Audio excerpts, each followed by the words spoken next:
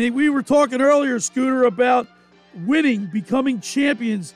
That when you play on a championship team, the bond that is created lasts a lifetime.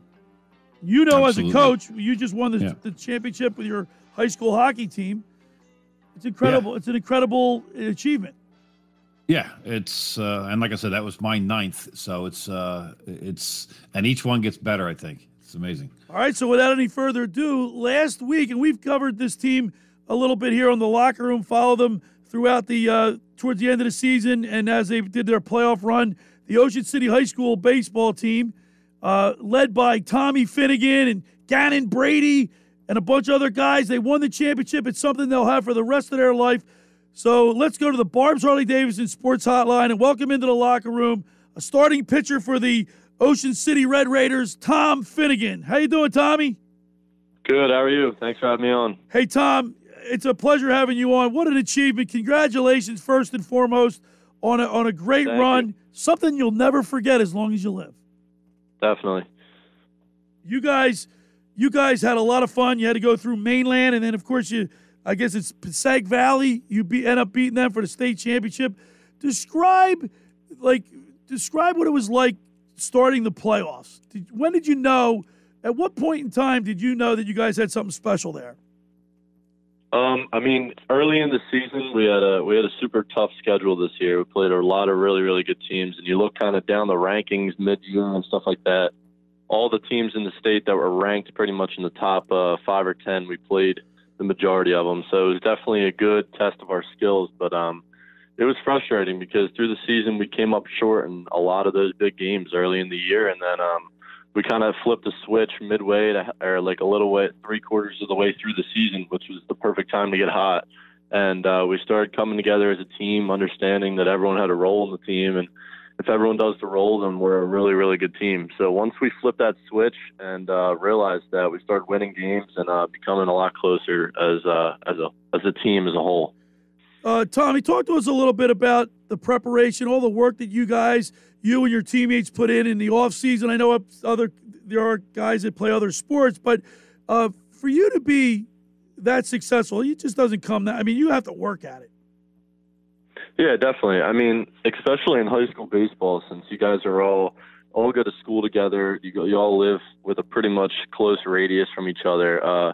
It's very important to establish a chemistry between the guys because you're with them every day. It's this season it was a little shorter, but typically it's a pretty long season and pretty cruel weather in the beginning. So you guys all got to come together and realize if we want to win something, we all got to be on the same page and just pretty much one big family. So once we realize that, the game becomes a lot easier and you start winning a lot more games. We're talking with Tom Finnegan of the Ocean City High School baseball team. Of course, they won the state championship. Scooter, I've known Tommy Finnegan since this is a funny story. My brother and his family and the Finnegans in Ocean City, they back in the day, they used to hang on the beach. And I remember one day sitting on the beach with Tom, his father, and his mom Trish, and Tommy. I'm going to call him Little Tommy. Scooter, the last time I saw this kid, he was like up to my chest, and I'm 5'8". A couple years later, my brother goes to interview him while on the field. I go up to him, he's 6'7". I saw it, 245 too. Yeah. It's not like you're lean. Jesus. Yep. My God. That's awesome, man. What do you attribute that to? Is your dad big? Not really. My parents are decently sized. I mean, they're both 6 foot, but I don't know. I kind of just caught a wild gene of height. and I mean, working out, you guys are lifting a little bit, right? Having today's athletes, Tom, they got a right diet. They have take care of their bodies because nowadays professional sports and college sports, it's a 365 thing. You're playing, working towards your goal all year round. Yeah, definitely. I mean, over the years, it's become a lot more into the nutrition and working out portion of sports. And really the biggest part of the success on the field is what you do off it. So it's definitely become more detailed and stuff like that over the years. But, yeah, there's a lot of work that goes in off the field. Well, it's amazing, Tommy. Billy mentioned earlier it's about preparation. And I'm a high school ice hockey coach, so I know about prep. As you get older, it becomes preparation H, is what it does. So, but you committed to Vanderbilt, and how much of your decision was based on Tim Corbin, who is the head coach over there, who's got a pretty good track record of producing top pitchers, and David Price and Mike Minor and Walker Buehler. How much of your decision was based on him? A lot of it. I mean, the coaching staff, everyone, Coach Brown, the guy who pretty much recruited me from the beginning, the pitching coach, they're awesome. You talk to them, and every time you get on the phone with Coach Corbin, you just want to stay on the phone with him, because every time he talks, everyone just listens, because you always learn something. That guy's had more success in recent years than anyone in college baseball, especially now being in the College World Series final. Like, if there's anyone that you want to pick their brain about college baseball, that's the guy you want to go to. And, I mean, obviously the track record speaks for itself. And the area, the baseball, the feel on the team. I mean, all these guys, like, you watch college baseball on the TV now, and it's just like, it's pretty much just like a high school baseball on steroids. Like, everyone's just super fired up. There's like 35 guys in the dugout, all cheering for each other. The fan base is awesome. So, I'm super excited. That's awesome. Now, early on, you committed to Kentucky. How did they take the fact that you changed to Vanderbilt, and did you have to tell them?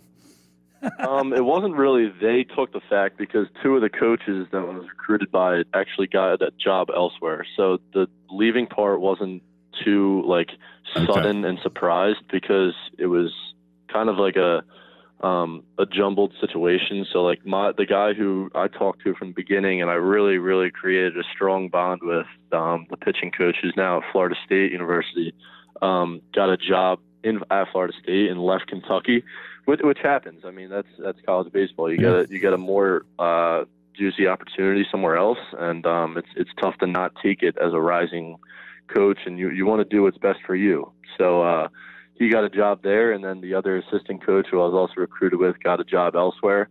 So there was just a head coach left, and he's a great guy, Coach Minjione, and he's still there now. But it was just tough to kind of go through all that new changes, and especially being so young, there was a lot of time for me to get back out on the recruiting cycle. So get my name back out there, talk to more coaches. There was more than enough time. So after discussing with all my parents and my coaches back home and stuff like that, we figured that was the best decision, and it was right in time for the summer. So decommitted, and then by that time it was ready to go down to tournaments down south with a lot of recruiting, playing big showcases and stuff like that. So it was a good timing to be able to get my name back out there after being committed and being off the market. So it was a pretty smooth process. And then from there, I was pretty particular of what schools I wanted to narrow it down to. And then that was kind of how it went. So the recruiting I didn't have a crazy recruiting cycle, which I'm happy with. I ended up where I wanted to be ever since I was a little kid, so I can't complain. All right, we got about a minute left, Tom. Tell us real quick. You and I talked off, the other day. Tell us what you're doing right now. I think it's pretty exciting. You're traveling to play baseball every weekend. Yeah, so I'm playing on the Philly Scout team. It's a team with a lot of guys down south, and we play in a few tournaments. We only have 2 tournaments left. So it's kind of just to get out there and throw in front of a bunch of scouts, play with I have a very, very talented team, a lot of really good guys on my team. So we go out there pretty much for 3 or 4 days at a time. I go throw my innings and then come home. So it's a pretty easy process, and kind of turning into that PO. Well, Tommy, we want to congratulate you here on the Locker Room, and for being our guest on the show today. Reds at Reds Jersey Mex wants to give you and a guest a free lunch down there at Reds Jersey Mex at 11th and Haven in Ocean City, New Jersey. Tommy, I know your parents, your mom and dad, and your rest of your family are extremely proud of you. We are too. Congratulations and continued success. Awesome. Thank you so much for having me on. All right, there he is, Tommy Finnegan on the Barb's Harley Davidson Sports Hotline.